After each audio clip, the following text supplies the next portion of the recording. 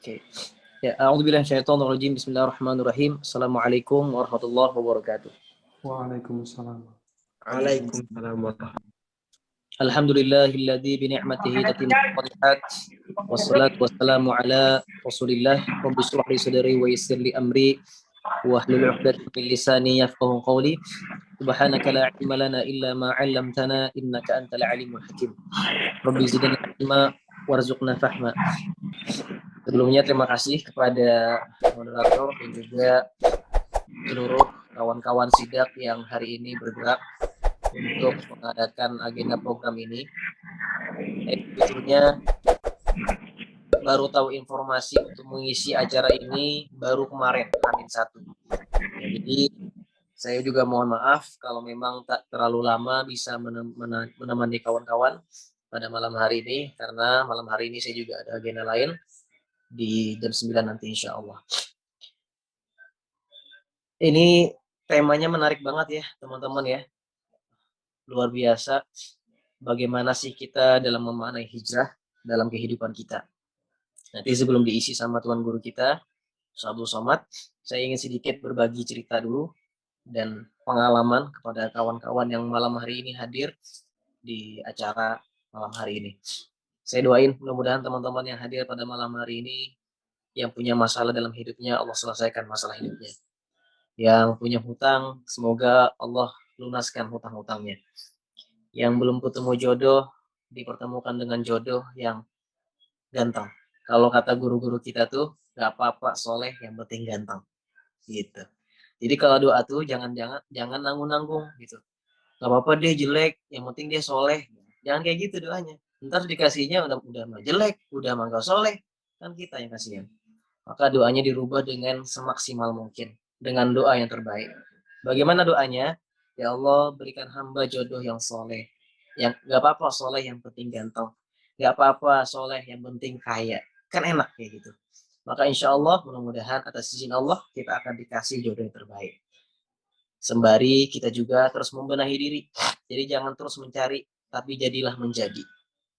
Karena banyak hari ini orang-orang tuh sibuk mencari, seandainya aku menjadi jodohnya dia, pasti hidupku bahagia.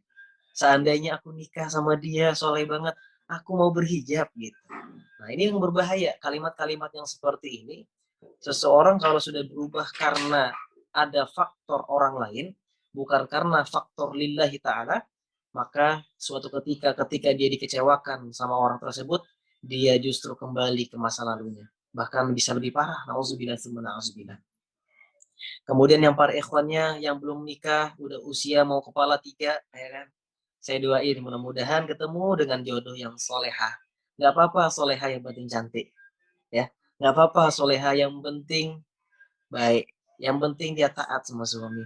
Jadi doa-doa yang seperti itu yang kita panjatkan kepada Allah. Maka insya Allah doa-doa itulah mudah-mudahan sampai di meja kerjanya Allah, dan para malaikat-malaikatnya lah yang akan mencarikan kita dengan jodoh sesuai dengan pilihan Allah Subhanahu wa taala. Kemudian mungkin ada di antara kita yang hari ini sudah menikah tapi belum juga dikaruniai sama anak. Tak apa-apa ya. Sebagaimana para nabi ya, di antaranya dulu Nabi Ibrahim tak lama tak punya anak, berpuluh-puluh tahun. Sekalinya mau punya anak, sekalinya lahirkan anak, justru malah mau dikorbanin. Ya, siapa dia? Nabi Ismail. Bayangin coba. Sudah lama menunggu momen menunggu anak, pas lahir anaknya, tiba-tiba disuruh Allah dapatkan ilham, dapatkan mimpi, disuruh menyembelih anaknya sendiri. Maka turunlah perintah kurban yang insya Allah dalam waktu beberapa hari lagi kita akan melaksanakan, yaitu perintah kurban. Masing-masing seorang muslim itu wajib. Nah, maka teman-teman saya doakan mudah-mudahan antum-antum yang hari ini belum punya keturunan, mudah-mudahan dikaruniakan anak yang soleh, anak yang solehah, anak yang berbakti sama kedua orang tua. Saya pun juga sama istri, ya. Saya sudah menikah 2 tahun, tapi tak masalah gitu. Sebagaimana Allah memberikan rezeki kepada Allah yang kehendaki. Mudah-mudahan kita semuanya diberikan anak-anak yang soleh, anak yang taat, anak yang penghafal Quran. Anak-anak yang bisa kita banggakan dunia akhirat, insya Allah. Pun kalau misalnya ada yang punya anak hari ini, ternyata anaknya bangor, anaknya nakal, anaknya tak bisa diatur. Doain, setiap mau tidur, usap kepalanya di atas, ya, di jidatnya. Kalau perlu pegang ubun-ubunnya sambil baca Al-Fatihah. Sambil doa kepada Allah, ya Allah jadikan dia anak yang soleh, anak yang taat, anak yang berbakti kepada orang tua, anak yang dekat sama Quran. Begitu orang tua saya mengajarkan kepada anak-anaknya. Saya ingat betul waktu saya masih kecil, dulu kalau teman-teman melihat saya sekarang mungkin hidupnya udah lumayan enak, tapi kalau kita flashback 20 tahun yang lalu, saya merasakan bagaimana hidup di bawah titik terendah dalam kehidupan saya. Saya merasakan dulu pernah makan yang namanya 4 bersaudara, saya anak pertama dengan 3 adik-adik saya, itu makan satu piring dengan satu centong nasi, ya, kemudian dicampur dengan lauk terenak di dunia yaitu minyak goreng bekas dicampur dengan garam. Dan itu orang tua saya mengajarkan bagaimana memaknai rasa syukur kepada anak-anaknya. Akhirnya apa yang dilakukan sama orang tua saya? Abi saya menyuapin saya dengan digumpal-gumpal nasinya, terus bilang, "Nah ini nak, ayo nak tangkap nak, makan nak. Ayo ini enak banget makanannya." Dan rasa optimisme, kata-kata yang keluar dari lisan orang tua mengajarkan kepada kita ya untuk bersugesti makanan yang kita makan walaupun dia tak enak, maka dia akan menjadi enak. Dan terus seperti itu dalam kehidupan saya. Abi saya setiap hari pontang-panting cari nafkah buat anak-anaknya. Kerja sana kemari, bahkan sampai jualan koran di lapak lampu merah. Itu bertahun-tahun. Tak punya sepeda, pinjam sepeda sama orang lain. Saya mau sekolah TK, tak punya rezeki. Akhirnya sekolah cuma sampai TKA. Itu pun kalau ketika saya diantarin sekolah ke TK, setiap pagi rutin, itu tak punya kendaraan, akhirnya pinjam sepeda lagi. Sepeda ontel. Tahu kan sepeda ontel yang sepeda tahun 80-an? Itu saya pinjam, bapak saya pinjam, diantarkan saya. Setiap hari sepatu yang saya pakai itu terkena rantainya dan sobek terus. Pulang ke rumah dijahit sama ibu saya. Begitu berangkat besoknya lagi kena lagi dijahit terus dan itu saya pakai sampai saya lulus dari sekolah TK. Sepatu tersebut. Bahkan saya ingat betul sepatu itu saya pakai sampai masuk kelas 1 SD, kelas 2 SD. Terus perjalanan hidup saya ingat betul bagaimana umi saya mengajarkan saya ketika saya tinggal di Banjarmasin. Ibu saya itu dari saya kecil sampai sekarang saya bersaksi tak pernah meninggalkan sholat tahajud kecuali lagi halangan. Tak pernah meninggalkan sholat duha, tak pernah meninggalkan zikir pagi, zikir sore. Tak pernah meninggalkan wiridnya. Dan doanya, saya baru tahu sekarang ketika saya berusia 25 tahun. Istri saya ngasih tahu, rupanya istri saya kepo kepada umi saya. Istri saya nanya kepada Umi, Cheryl mau tahu dong apa sih doa-doa Umi buat anak-anak Umi. Habis itu karena dipaksa-paksa akhirnya Umi ngirimin lah secara diam-diam kepada istri saya. Rupanya istri saya memperlihatkan doa-doanya kepada anak-anaknya. Doanya panjang betul. Doanya detail banget, disebutin satu persatu. Maka ada satu doa yang saya merasa hari ini keberkahan yang luar biasa berkat doa orang tua, doa umi saya waktu itu. Ada satu doa yang membuat saya teringat ketika saya diundang suatu acara keluar kota, saya kecapean, saya ngedrop, dan tiba-tiba saat itu saya merasa letih, akhirnya saya pilek, akhirnya saya panas waktu itu, tapi tetap harus menjadi imam, suara sudah mulai hilang. Ketika saya imam, itu tiba-tiba suara kembali normal, seakan-akan tak sakit, seakan-akan tak pilek. Saya bingung, ya Allah kenapa ya setiap saya sholat, setiap saya ngimamin, padahal saya lagi sakit, lagi kurang enak badan, lagi kurang fit, tapi pas imam selalu maksimal imamnya. Bacaannya enak, tak ada yang bindeng-bindeng segala macam. Rupanya itulah bagian dari doa umi saya. Mendoakan anaknya, ya Allah jadikanlah anak Anda Ahmad Taqiyuddin Malik ketika dia menjadi imam, dia baca Quran. Hiasi bacaan Quran dia dengan keberkahan-Mu ya Allah. Dan itu yang diucapkan orang tua saya. Maka dalam proses perjalanan hidup saya itu, ketika saya sudah punya 3 adik saya di usia saya 9 tahun atau 10 tahun, saya hijrah lah waktu itu. Jadi makna hijrah ini sebetulnya artinya dalam bahasa Arab berpindah dari satu tempat ke tempat yang lain. Ya, Rasulullah hijrah dari Mekah ke Madinah, artinya dia bergeser dari Mekah ke Madinah. Nah, hijrah sekarang ini lagi ramai fenomena tentang makna hijrah. Hijrah itu bukan hanya bisa dibilang berpindah dari satu tempat ke tempat yang lain, tapi bergeser dari suatu circle yang tak baik menuju ke tempat circle yang lebih baik.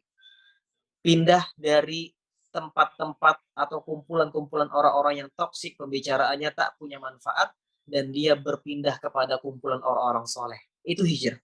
Hijrah itu juga bisa dimanakan yaitu meninggalkan masa-masa jahiliyah, meninggalkan maksiat, meninggalkan keburukan-keburukan yang dilarang sama Allah, kemudian bergerak menjadi orang yang lebih baik dan berjanji kepada Allah, bertaubat kepada Allah agar tak mau mengulanginya kembali. Itu secara makna sederhana yang bisa saya sampaikan kepada kawan-kawan sekalian. Maka saat itu saya hijrah lah. Di usia saya yang masih 9 tahun, berangkat saya ke Jawa. Tinggal di Banjarmasin, masih kecil, umur 9 tahun, tapi saya sudah bilang sama orang tua, Umi, kalau nanti abang sudah lulus SD, abang mau masuk pesantren. Orang tua kaget di saat anak-anak yang lain begitu bangga mereka masuk SMP favorit negerinya, SMA favorit negeri terbaiknya. Tapi saya lebih bangga masuk jadi seorang santri. Karena saat itu saya merasa benteng pertahanan terakhir dalam fenomena pergaulan yang begitu dahsyat di era zaman sekarang ini, bagi saya waktu itu adalah pesantren. Maka saya masuk pesantren, dites ke Bogor, diterima. Berangkat saya ke sana. Jadi usia 9 tahun, saya sudah hijrah meninggalkan kota saya. Karena saya tahu lingkungan circle-circle teman saya waktu itu, orang-orang yang suka berjudi, orang-orang yang suka pasang togel, orang-orang yang suka sabung ayam, circle-circle orang-orang yang suka mabok-mabokan, suka minum mengkonsumsi narkoba. Maka orang tua saya tahu bagaimana cara mengarahkan anak-anaknya ini dihantarkan ya ke tempat yang lebih baik. Apa itu? Pesantren di Bogor. Memang secara batin saya tersiksa karena pisah dari orang tua. Di saat anak-anak seumur segitu mereka begitu senang, mereka begitu berbahagia dekat sama orang tuanya, tapi saya lebih memilih untuk meninggalkan tempat itu agar saya mendapatkan ilmu benteng pertahanan terbaik buat diri saya. Saya ngafal Quran di sana, belajar bahasa Arab di sana, belajar ilmu formal juga di sana, mendapatkan teman begitu banyak dari luar daerah, sama halnya seperti sekarang ini. Kumpulan kajian-kajian kawan-kawan ini, saya yakin bukan hanya dari satu daerah, tapi dari banyak daerah yang berkumpul di satu tempat. Ya, ada yang dari Sumatera Barat, ada yang dari Bandung, ada yang dari Sulawesi, ada yang dari Kalimantan berkumpul. Sehingga saya tahu ketika saya di pesantren, saya bertemu dengan orang-orang yang berbagai macam bentuk karakternya. Ada yang keras, ada yang lembut, ada yang orangnya itu ramah, ada orangnya itu bahasanya begitu santun segala macam. Ya, maka pada akhirnya disitulah saya mendapatkan banyak pengalaman. Rupanya setelah saya hijrah 1 tahun, 1 SMP, saya hafal Quran 5 juz, itu membuat pergerakan efek dahsyat buat keluarga saya. Yang tadinya dalam kehidupan keluarga saya itu biasa-biasa saja. Bahkan untuk mencarikan rezeki buat saya, untuk bayar SPP bulanannya itu 1 juta rupiah. Saat itu, tahun 2009, SPP 1 juta itu udah sangat tinggi sekali. Nah, bagaimana cara orang tua saya mendapatkan rezeki luar biasa? Rupanya ketika saya masuk pesantren, makin banyak rezeki yang berdatangan tanpa diduga-duga. Tiba-tiba usaha makin melejit, tiba-tiba bisnis makin maju, tiba-tiba berdatangan banyak rezeki-rezeki yang lain. Rupanya begitu janji Allah. Orang yang hidupnya dekat dengan Quran, dia hijrah dari satu tempat yang tak baik menuju tempat yang baik, maka Allah akan memberikan jaminan rezeki yang tak pernah diduga-duga sama dia. Wa may yattaqillaha yaj'al lahu makhraja. Maka barang siapa orang yang bertakwa kepada Allah, yakin sama Allah, maka dia akan diberikan jalan terbaik, diberikan jalan yang tak pernah disangka-sangka. Wa yarzuquhu min haitsu la yahtasib. Dan orang yang bertakwa tadi, orang yang yakin kalau dia hari ini hijrah dari tempat yang tak baik ke tempat yang baik, dari pergaulan yang tak baik, dari sifat-sifat atau kelakuan-kelakuan kita yang tak baik menuju ke tempat yang baik, maka insya Allah kita akan diberikan jaminan rezeki yang tak pernah disangka-sangka. Percaya deh.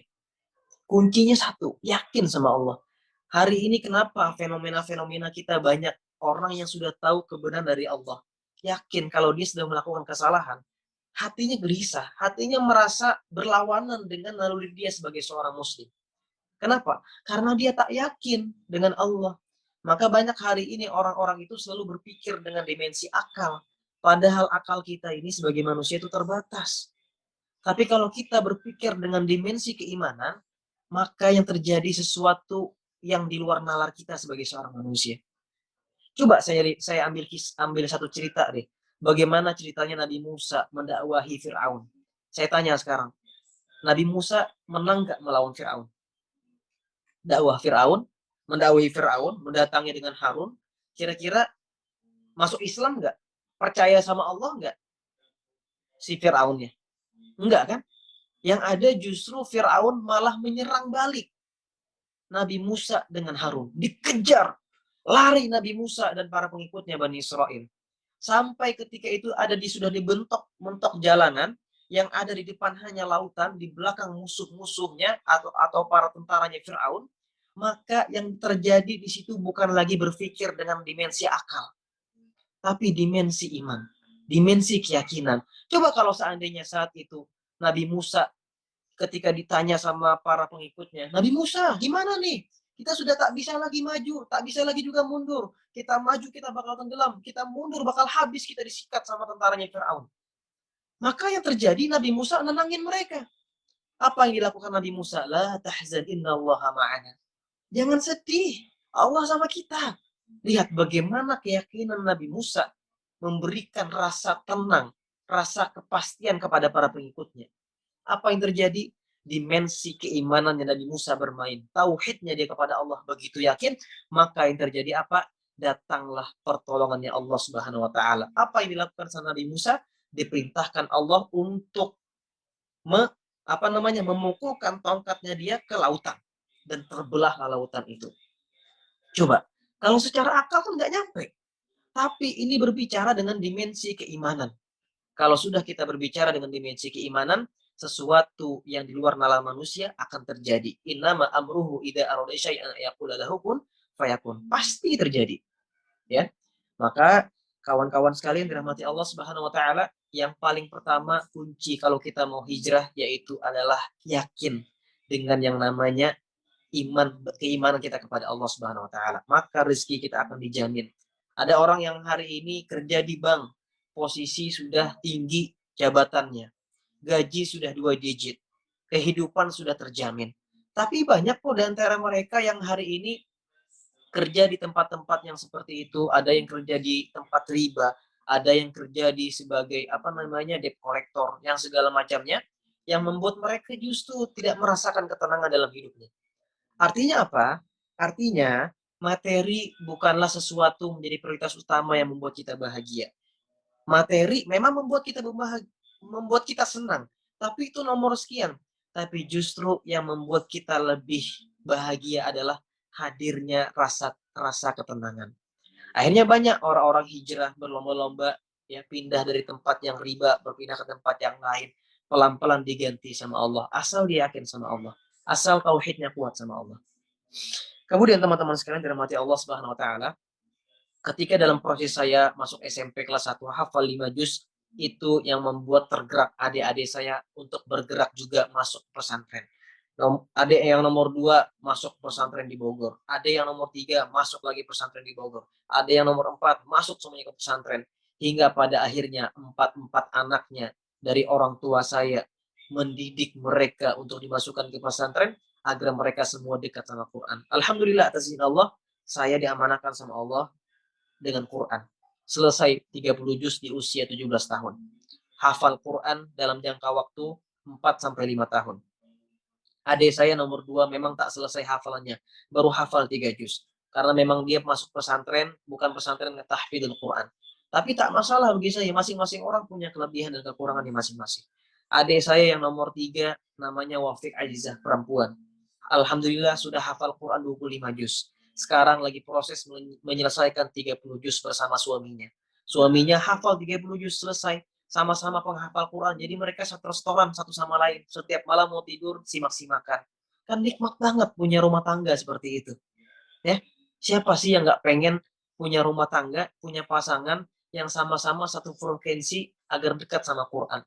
Kemudian yang terakhir adik saya yang paling kecil, paling bontot, namanya Muhammad Duha.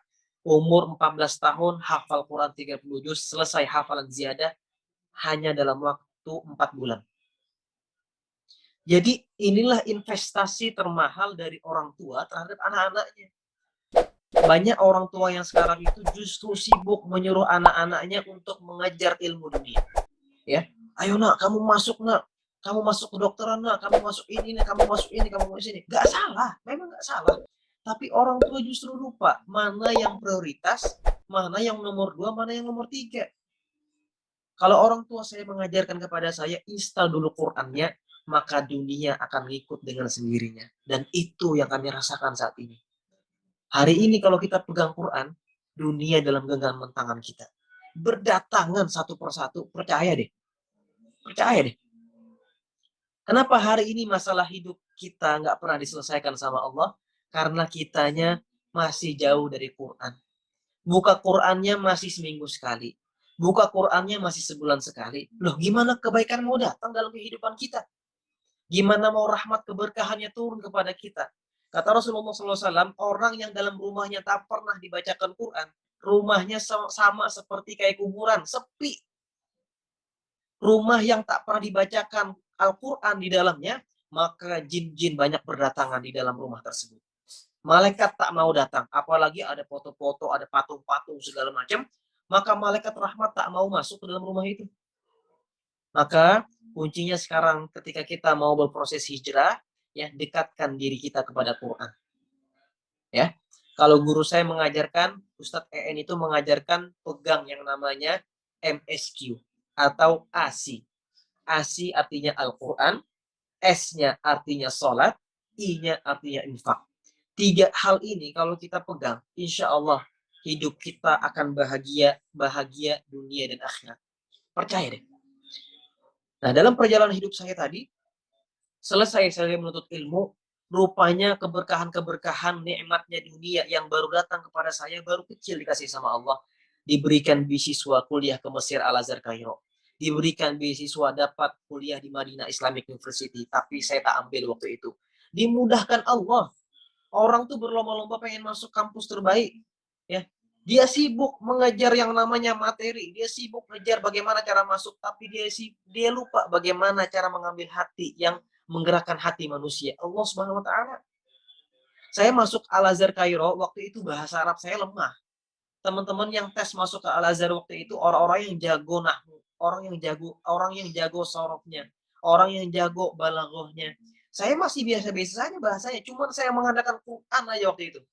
Justru teman-teman yang tes ke Al-Azhar Kairo waktu itu, ketika mereka punya keahlian jago baca kitab kuning, baca Arab gundul, jago nahwu sorf balaghahnya, ya, bahkan ada yang hafal alfiyah segala macam, justru mereka tak masuk. Kenapa? Karena mereka tak punya hafalan Quran. Mereka bacaan Qurannya masih berantakan. Ya.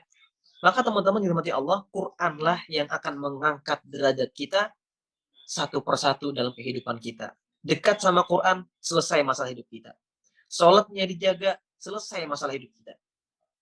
Kenapa hari ini masalah hidup kita tak pernah diselesaikan sama Allah? Yang pertama, kadang kita ini terlalu mengandalkan manusia. Ada hutang, selalu berpikir, aku pinjam aja ke temanku ini, cuman dia yang bisa bantu aku. Nah, ini bahaya. Kalimat-kalimat seperti ini tanpa kita sadari, kita sedang menduakan Allah Subhanahu wa taala. Kita sedang melakukan syirik kepada Allah tanpa kita sadari. Ketika kita sudah mengatakan cuman dia yang bisa bantu aku untuk bisa melunaskan hutang-hutangku. Hutang yang ini selesai, ada lagi hutang yang lain. Gali lubang, tutup lubang, tak selesai-selesai. Maka kuncinya, guru-guru saya mengajarkan passwordnya. Kita sebagai seorang muslim harus tahu apa passwordnya yang Allah kasih kepada kita. Passwordnya, belajarlah kayak Nabi Adam. Bagaimana Nabi Adam sama Siti Hawa ketika dihukum sama Allah gara-gara hanya memakan buah khuldi. Nabi Adam dan Siti Hawa ada di surga. Ya. Nabi Adam ketika itu sudah diperintahkan sama Allah, wala taqraba hadhihi syajarah fatakuna minal zalimin, kata Allah. Kamu Nabi Adam sama Siti Hawa, jangan sekali-kali kamu deketin pohon ini. Fatakuna minal zalimin. Kalau kamu deketin apalagi kamu makan, maka sungguh kamu menjadi orang yang zalim. Rupanya Nabi Adamnya mah kuat menahan godaannya iblis. Iblis pinter, dia bermanuver menggoda Siti Hawa. Sering gak sih kita sebagai seorang pasangan suami istri, suaminya mah sudah kuat, tiba-tiba dibisikin sama istri. Udahlah yang, nggak apa-apa yang, coba aja dulu, kan insya Allah bisa nih kayak gini nih. Suaminya sudah nahan-nahan, tiba-tiba istri ngegoda, ya kan?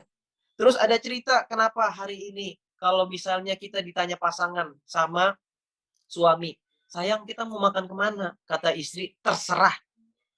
Terserah jawabannya. Pasti gitu. Kenapa?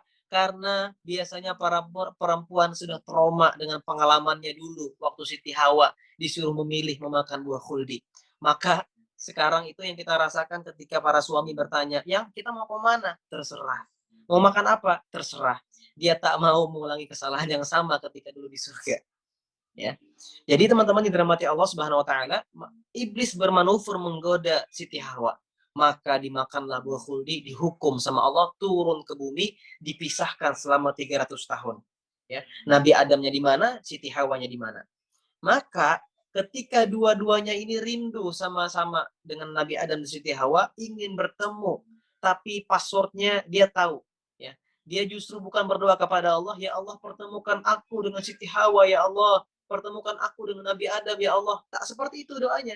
Dia tahu passwordnya bagaimana agar Allah Subhanahu wa taala mempertemukan Nabi Adam dan Siti Hawa. Lihat di surah Al-A'raf Allah menceritakan qala rabbana zalamna anfusana wa illam taghfir lana wa tarhamna lanakunanna minal khasirin. Dua-duanya berdoa kepada Allah, ya Allah kami ini telah zalim, ya Allah kami sama diri kami sendiri, ya Allah. Wa illam taghfir lana, kalau engkau enggak ampunin kami, kalau engkau enggak sayangi kami, ya Allah, maka sungguh kami menjadi orang yang merugi, ya Allah. Coba lihat, ya. Kalimat konteksnya ini dia ngerti apa password yang harus dia lakukan dan berdoa kepada Allah. Tak lama setelah berdoa seperti itu, yang terjadi Allah pertemukan Nabi Adam dan Siti Hawa. Setelah dia merasa salah, dia merasa zalim. Nah kita ini kadang nggak merasa salah. Kita ini kadang merasa benar. Ya, udah masalah, ngotot lagi, malah nyalahin orang lain. Maka turunkan ego kita sebagai seorang manusia, sebagai seorang hamba yang banyak dosa.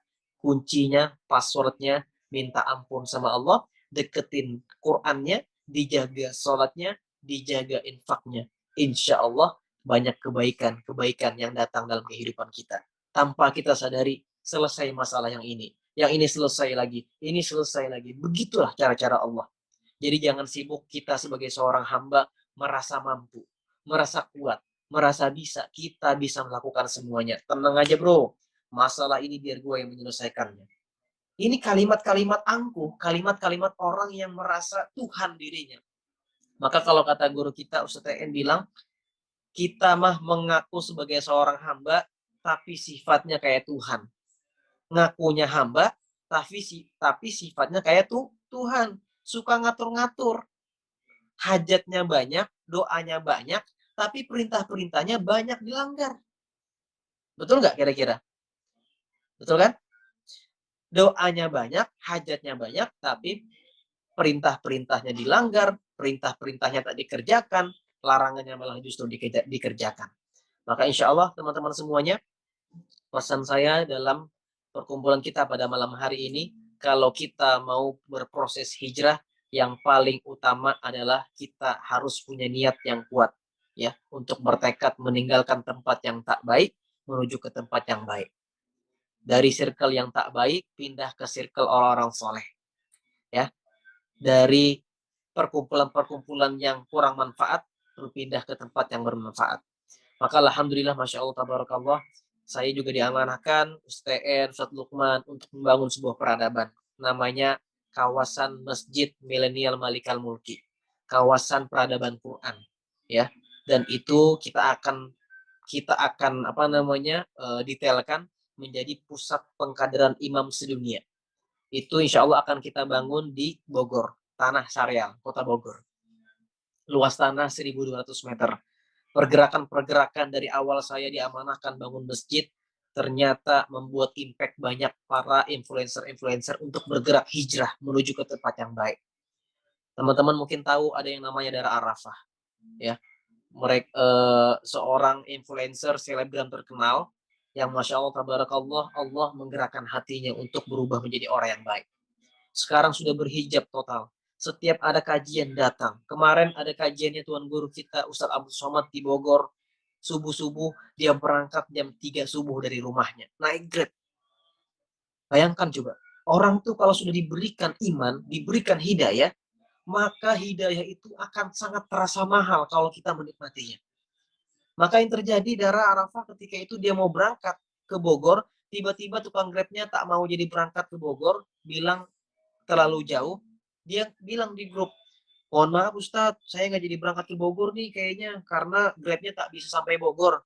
Habis itu tak lama guru kita Ustadz EN bilang di grup, semakin susah rintangan kita menuju ke tempat kebaikan, semakin besar ganjaran dari Allah yang akan kita dapatkan. Maka tak lama datanglah dia habis itu. Dengan cara apapun dia korbankan. Datang dia waktu itu kajiannya Ustaz Abu Somad. Kemudian ada lagi teman kita namanya Sherin, Fikri, dan seterusnya. Yang Masya Allah, Tabarakallah, mereka inilah yang nanti akan pindah juga dan punya rumah sendiri yang akan kita kawal nanti di kawasan Malikan Mulki. Rumah saya di Malikan Mulki, rumahnya Dara di Malikan Mulki, rumahnya Sherin dan Fikri juga di Malikan Mulki. Maka ini akan menjadi kawasan peradaban para influencer, insya Allah. Namanya Kampung Influencer.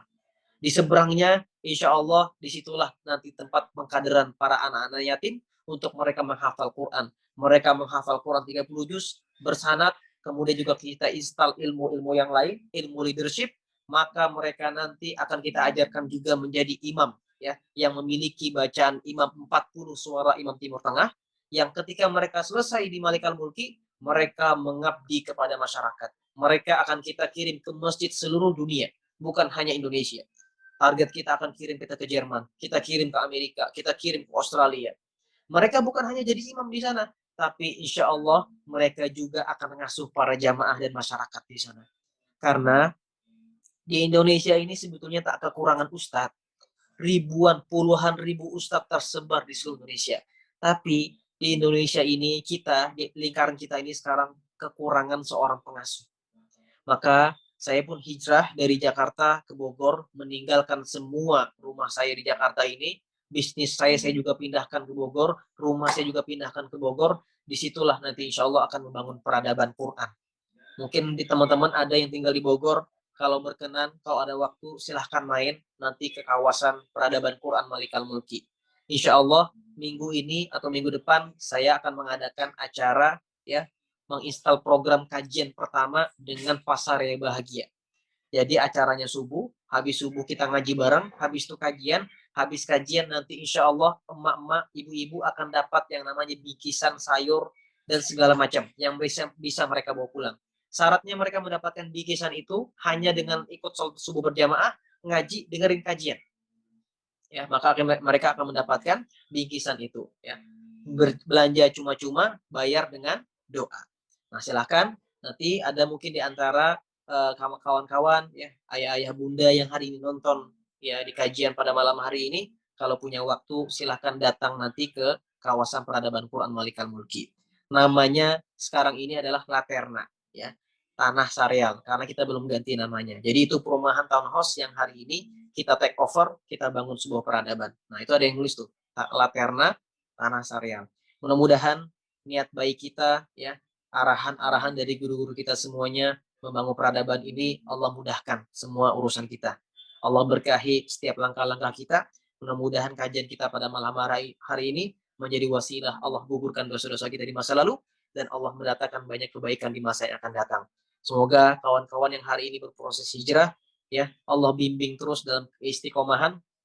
Dan ingat, ya, kalau kita cek di surah 8 ayat 74, sebelum saya tutup, hadiah orang yang hari ini berhijrah, kata Allah, silahkan dicek, dibuka mushafnya, dibuka Qurannya, surah 8, surah Al-Anfal, ya, ayat 74, ya. Ayat 74, di situ Allah memberikan hadiah kepada orang yang berhijrah. Apa ayat Qur'annya? A'udzu billahi minasy syaithanir rajim. والذين آمنوا وهاجروا وجاهدوا في سبيل الله والذين آووا ونصروا أولئك هم المؤمنون حقا لهم مغفرة ورزق كريم. Kata Allah, walladzina amanu, dan bagi orang-orang yang telah beriman kepada Allah, yakin sama Allah, kemudian wahajaru, dan mereka berhijrah, ya, wajahadu, dan mereka berjihad, berjuang, ya, ada yang berjihad melawan hawa nafsunya agar tak kembali ke masa lalu, ya, ada yang berjihad untuk tak mau lagi balik ke tempat yang masa lalu, ada orang yang berjihad untuk melawan cibiran-cibiran orang yang miring-miring. Karena banyak orang yang hari ini pengen hijrah, pengen jadi baik, kita dicibir sama orang kanan kiri kita. Itulah cara-cara agar kita semakin naik derajatnya di sisi Allah Subhanahu wa taala. Wajahadu fi sabilillah, dan mereka berjuang itu di jalannya Allah Subhanahu wa taala. Kemudian yang menariknya lagi, walladzina awaw wa nasaru, dan orang-orang yang memberikan tempat tinggal, memberikan pertolongan kepada orang lain. Misal, kawan-kawan hari ini ada orang yang lagi berjuang bangun masjid. Kawan-kawan membantu mereka untuk bangun masjid. Ada yang berjuang lagi bangun rumah tahfiz. Kawan-kawan bantu dia untuk memberikan tempat tinggal. Ada yang punya rumah tak terpakai, diwakafkan buat jadi rumah tahfiz. Maka kata Allah, lahum maghfirah wa rizqun karim. Apa hadiahnya dari Allah? Lahum maghfirah, bagi mereka mendapatkan ampunan, wariskun karim, dan mereka mendapatkan rizki yang mulia. Coba bayangin, dapat ampunan yang pertama, yang kedua mereka mendapatkan rizki yang mulia. Lihat, rizki yang mulia artinya kita sudah mendapatkan ampunan, yang kedua kita mendapatkan rizki yang berkah, rizki yang baik, rizki yang halal, yang tak pernah disangka-sangka oleh kita sebagai seorang manusia. Mudah-mudahan pada malam hari ini bermanfaat apa yang disampaikan. Kurang lebih sudah hampir sudah 40 menit ya, tak terasa ya. Tadinya cuma 20 menit saya mintanya, tapi karena saya terlalu bersemangat melihat antusias para jamaah kawan-kawan hadirin ini, insya Allah mudah-mudahan kita semua dikumpulkan Allah di surganya Allah SWT. Itu saja yang bisa sampaikan pada malam hari ini. Semoga kita bisa berjumpa lagi di waktu-waktu yang lain. Ya, silahkan buat kawan-kawan yang mungkin insya Allah pengen datang nanti ke Malikal Mulki, nanti langsung saja untuk pantau terus instastory saya, Instagram saya di akun @taki_malik yang checklist biru. Ya, jadi jangan salah, nanti ada akun-akun fake yang lain yang sampai teman-teman tertipu dengan akun itu. Ya, saya titip doanya, mudah-mudahan saya diistiqomahkan sama Allah dan terus diberikan kebaikan dan diampuni segala dan diampunkan dosa-dosa saya di masa yang lalu. Makasih banyak para moderator. Saya kembalikan kepada host. Mudah-mudahan kita bisa berjumpa di lain waktu. Jazakallah khair. Hasbunallah wa ni'mal wakil, ni'mal maula wa ni'mal nasir. Wassalamualaikum warahmatullahi wabarakatuh.